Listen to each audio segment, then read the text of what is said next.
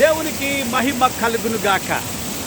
మీ అందరికీ ప్రభు యేసుక్రీస్తు నామమున నా శుభవందనాలు తెలియజేస్తున్నాను. My heartly greetings to all my Facebook friends. I am so happy.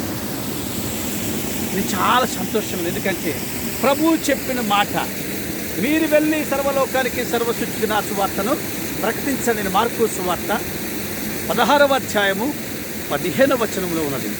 ఆ వచనాన్ని బట్టి హైదరాబాదులో నన్ను ఈ కనిపించే అడవుల్లోకి దేవుడు పంపించారు.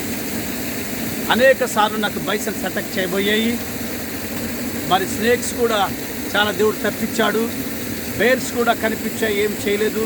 చిరుతపులైతే అటాక్ చేయబోయింది, అది నన్ను ఏం చేయదు, అలలు అంటే పోయింది. టైగరు దగ్గర ఒక 2-3 కిలోమీటర్లు వెంటాడింది, నాకేం చేయలేదు. ఎందుకంటే గాడ్ విత్ మీ, దేవుడు నాతో ఉన్నాడు, మీతో కూడా ఉంటాడు.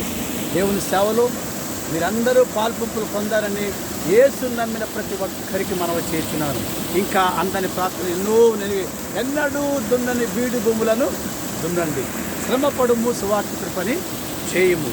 కనుక యేసుక్రీస్తు త్వరలో యేసుక్రీస్తు లోకానికి రావాలంటే సర్వ సృష్టికి సువార్త అందాలి. హల్లెలూయా.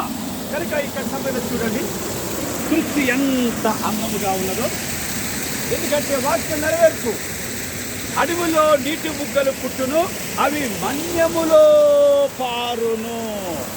లేఖన నెరవేరు. ఎందుకంటే మన్యములో, అడవి జంతువులకు దాహం తీర్చడానికి.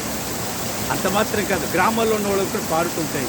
కానీ ఈ యొక్క ఏజెన్సీ ప్రాంతం మీరు దర్శించాలని, మీరు వచ్చి సువార్తలో పాలుభాగులు కావాలని భాగస్వాములను మనవి చేస్తూ ఆ యొక్క విన్నపాన్ని మీకు తెలియజేస్తున్నాను.